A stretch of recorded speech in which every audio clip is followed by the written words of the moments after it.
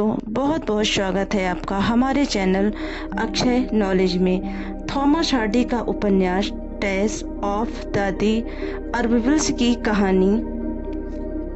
इस उपन्यास को पढ़कर यह पता चलता है कि कभी कभी अच्छे व्यक्तियों के साथ हमेशा संयोग या परिस्थितियाँ क्यों विपरीत होती हैं, या तो हमारे शब्दों में कहा जाए कि अच्छे व्यक्ति के साथ ही हमेशा गलत क्यों होता है। तो चलिए पढ़ते हैं आज की कहानी। यह आज का उपन्यास। इस उपन्यास की नायिका के पिता जॉन डर्बीफील्ड बहुत गैर जिम्मेदार व्यक्ति हैं। वह बड़ी मुश्किल से अपने परिवार के लिए खर्चा जुटा पाते हैं। जॉन से बढ़कर अधिक निकटतम पात्र इस उपन्यास में नहीं है।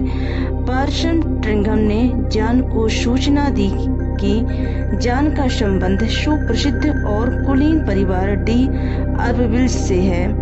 यह परिवार अब नहीं रहा, परंतु अपने समय में यह बहुत प्रतिष्ठित और यशस्वी था।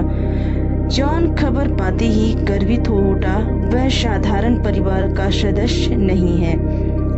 ट्रिंघम की बात जॉन के सिर चढ़ गई। अपनी पत्नी जॉन डर्बीफील्ड खबर सुनकर खुशी से फूली न समाई। वह अपने अभिमान और कुलीन वंश पर बहुत गर्व करती है। दोनों इस बात पर सहमत हैं कि उन्हें अब समृद्ध परिवार की तरह रहना चाहिए। इसी इलाके में इसी नाम का एक परिवार रहता है। जॉन अपनी बेटी टेस से अनुभव विनय करता है कि वह अपने सगे संबंधियों से एक बार मिल ले तो शायद उसके बुरे दिन खत्म हो जाएं और टेस को अच्छा जीवन साथी मिल जाए। टेस अपनी बिटिया की योग्यता पर पूर्ण विश्वास है। वह इस परिवार से लाभ उठा सकेगी। टेस को इस बात पर जरा भी विश्वास नहीं, परंतु अपने माता पिता के बार बार समझाने पर दिल से न चाहते हुए भी वह उस परिवार के सदस्यों से मुलाकात करती है। इस परिवार का ऐतिहासिक द अर्बविल्स परिवार से कोई रिश्ता नहीं है। इस परिवार में एक बूढ़ी और अंधी औरत और एक उसका मन चला लड़का एलेक की माँ मोहताज है। वह चल फिर नहीं सकती। टेस को पोल्ट्री फार्म में नौकरी मिल जाती है। नौजवान एलेक टेस पर टोरे डालने का प्रयत्न करता है। जॉन टेस को समझाती है कि एलेक को अपने बस में करके उससे विवाह कर ले, यानी जॉन टेस की माँ। टेस को व्यर्थ की इन बातों से कोई सरोकार नहीं है। एलेक की वासना भरी भूखी नजरों को टेस खूब पहचानती है। वह शरीर के भूखे दरिंदे से अपने आप को बचाने की भरकस कोशिश करती है। टेस टेनी ट्रीप गांव के इस परिवार के साथ रहती है। इस गांव के लोग हर शनिवार जेरोरो शहर में शाम को मेला देखने जाते हैं। मेले में नर नारी खूब शराब पी जाते हैं और बाद में नाचते गाते हैं। एक शनिवार को टेस मेले में देर से जाती है। वह आमतौर पर अंतिम बार अपने गांव के लोगों के साथ आती है। उस दिन से उसके गांव के सभी लोग वापस चले गए थे और वहां पर थे वे नशे में मस्त थे। एलेक ने टेस को अपनी गाड़ी पर बैठने का निवेदन किया, परंतु टेस ने साफ इनकार कर दिया।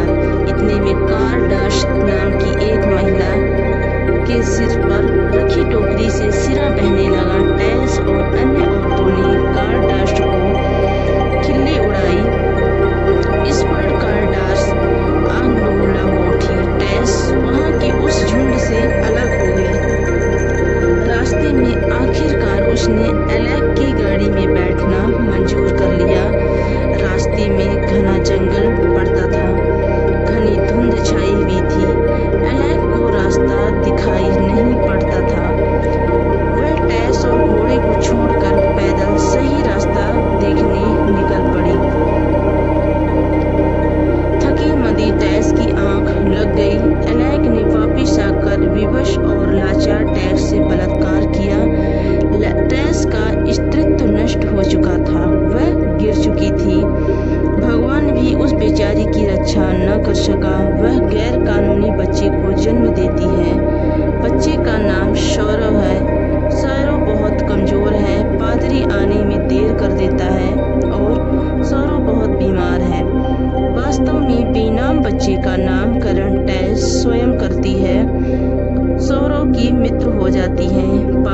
गिरजे के कब्रिस्तान में उसे सम्मान दफनाने को तैयार नहीं, क्योंकि सौरव अवैध संतान है। टेस उसे एक कोने में दफना देती है। कुंवारी माँ टेस अपने माता पिता और समाज की खरी खोटी सुननी पड़ती है। टेस को घर खर्च भी चलाना है, वह अपनी इज्जत भी बचाना चाहती है। वह टेल्पो डेयरी में नौकरी कर लेती है। इस डेयरी का मालिक क्रिक और मालकिन बड़े सज्जन हैं। इस डेयरी में मरियम रैटी इच काम करती हैं। यहाँ के पादरी का पुत्र एंजल क्लेयर भी काम करता है। सारे कर्मचारी परिवार की तरह रहते हैं। एंजल क्लेयर टेस को मन से चाहता है। वह प्रकृति द्वारा बनाई गई सबसे उम्दा औरत है। वह टेस में नारी सुलभ सारे गुण पाता है। टेस को पाकर वह अपने को धन्य समझेगा। टेस को समझ नहीं आता कि इतने कुलीन और प्रतिष्ठित परिवार का शिक्षक नवयुवक अपने पिता के धार्मिक व्यवसाय को छोड़कर डेयरी में काम क्यों करता है। वह यह नहीं समझ पाती कि उस जैसी गरीब लड़की से शादी क्यों करना चाहता है। वह एंजल से प्यार करती है पर उससे शादी नहीं करना चाहती। वह पतिता है। वह इस नवयुवक का भविष्य नष्ट नहीं करना चाहती। एंजल के बार बार आग्रह करने पर भी उसने शादी करने से साफ इनकार कर दिया। उससे कितनी ही बार अपने अतीत के पाप को एलेक के साथ बलात्कार तथा अवैध संतान की बात एंजल को बतानी चाहिए, परंतु एंजल ने टेस को हर बार बीच में टोक दिया। टेस ने 4 पृष्ठ का पत्र लिखकर अपने अतीत के पापों का बखान किया और यह चिट्ठी एंजल के कमरे के दरवाजे के डाल दी। यह चिट्ठी एंजल को नहीं मिली। वह दरी के नीचे छिप गई। एंजल ने टेस के लाख मना करने पर भी उससे शादी कर ली। शादी की पहली रात ही दोनों में नफरत की दीवार खड़ी हो गई। एंजल ने टेस को बताया कि जीवन में उसने एक लड़की से सहवास किया था। टेस उसकी गलती को एकदम माफ कर देती है और एलेक के साथ अपने अवैध संबंधों का जिक्र भी कर देती है। एंजल के तो जैसे सपने ही टूट गए। उसने जिसको आदर्शवादी नारी माना था वह पतिता निकली। टेस ने एंजल से लाख मिन्नतें की कि वह उसकी लाचारी को समझते हुए उसे माफ कर दे, पर एंजल का निर्णय अंतिम है। वह पतिता को स्वीकार नहीं कर सकता। एंजल के सारे अरमान आज धूल में मिल गए हैं। टेस एंजल से प्रार्थना करती है कि वह स्वयं उसकी हत्या कर दे या उसे आत्महत्या करने की आज्ञा दे दे। एक रात दुल्हन टेस और खोखले आदर्शवादी एंजल में काफी बहस होती है। अगर एंजल को सचमुच टेस से प्यार होता तो वह उसकी ईमानदारी को भी देखकर उससे प्यार और भी ज्यादा वह करने लगता। लेकिन अंत में निर्णय होता है कि एंजल प्यार के बहाने ब्राजील चला जाएगा और टेस अपने माता पिता के पास रहेगी। एंजल टेस को विश्वास दिलाता है कि वह शीघ्र ही अपने पास उसे बुला लेगा। टेस की आर्थिक दशा बहुत खराब है। उसे अपने परिवार को भी पालना है। वह लोगों की जली कटी नहीं सुन सकती है। वह फालेंट कुम्बेश नामक गांव में काम शुरू कर देती है। यहाँ काम बहुत मुश्किल है। इस प्रदेश की जलवायु ठंडी है। मरियम रैटी तथा अन्य सहेलियों की सहायता से वह निष्ठुर मालिक के खेत में कठिन काम करने की आदी हो गई है। टेस की प्रसन्नता यह है कि यहाँ उसे कोई नहीं जानता। अनायास उसकी मुलाकात एलेक से होती है। अब एलेक महाशय धर्म प्रचारक बन चुके हैं। उनका हृदय परिवर्तन हो गया है। अब वह अमानुष और औरतों के शरीर के भूखे नहीं हैं। टेस और एलेक के हृदय परिवर्तन पर विश्वास नहीं। उसकी शंका सच साबित होती है। एलेक टेस को देखती अधीर हो उठता है। उसका बर्बर पाशविक रूप उभर कर सामने आता है। वह टेस को धमकाता है कि वही उसकी पति और उसे प्राप्त करके ही चैन लेगा। मतलब कि वह टेस को धमकाता है कि वही उसका पति है और वह उसे प्राप्त करके ही चैन लेगा। टेस उसकी भर्त्सना करती है क्योंकि उसी ने उसकी जिंदगी तबाह की है। एलेक टेस की व्यवस्था को जानता है। टेस के पिता का स्वर्गवास हो गया है, उसका मकान खाली करना है। वह टेस के परिवार की सहायता तभी करेगा जब वह उसे स्वीकार कर लेगी।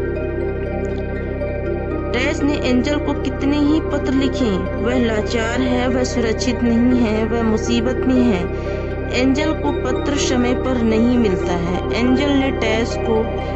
एलेक ने टेस को यकीन दिला दिया कि वह एंजल के वापस आने की कोई संभावना नहीं। टेस ने एलेक को स्वीकार कर लेता है। वे दोनों सैंडबोर में रहने लगे। एंजल टेस को ढूंढता हुआ यहाँ पहुँच जाता है। टेस एलेक से नफरत करने लगती है। उसने टेस को चालाकी से फुसलाया है। एक दिन टेस और एलेक में तकरार हो गई है। टेस ने एलेक को जानवर से भी गिरा समझा। वह उसकी छाया से भी नफरत करने लगी। मौका मिलते ही टेस ने दुराचारी और पापी एलेक की हत्या कर देती है। टेस के हत्या के अपराध में उसे मौत की सजा दी गई है। टेस ने मरने से पहले एंजल का विश्वास, स्नेह और प्रेम पा लिया। एंजल को पाने के बाद वह बिल्कुल प्रसन्न थी। निरपराध टेस को फांसी पर लटका दिया गया और भगवान बेपरवाह रहा। इस कहानी में हम पढ़ते हैं कि टेस कष्ट भुगतने और मरने के लिए ही पैदा हुई थी। सबसे पहला पात्र कहानी का यह कि वह एक बूढ़े, घमंडी और पियक्कड़ व्यक्ति की बेटी थी और उसकी माँ एक लालची और मूर्ख औरत थी। उसने टेस पर दबाव डाला कि वह एलेक की माँ के पास जाए और एलेक की माँ को मनाए कि वह उसके बेटे से शादी हो जाए। और एलेक द्वारा टेस का सतीत्व नाशन और एंजल द्वारा परित्यागता। इस उपन्यास में कवि का कहना है, एक दुष्ट शक्ति ब्रह्मांड पर शासन करती है जो अच्छे इंसान को अपने भाग्य को सुधारने का या खुशी हासिल करने के लिए किए गए प्रयासों को विफल करती है। कवि का कहना है कि भाग्य या कुदरत कभी कभी उदासीन रहते हैं, इंसान की खुशियों के विपरीत रहते हैं।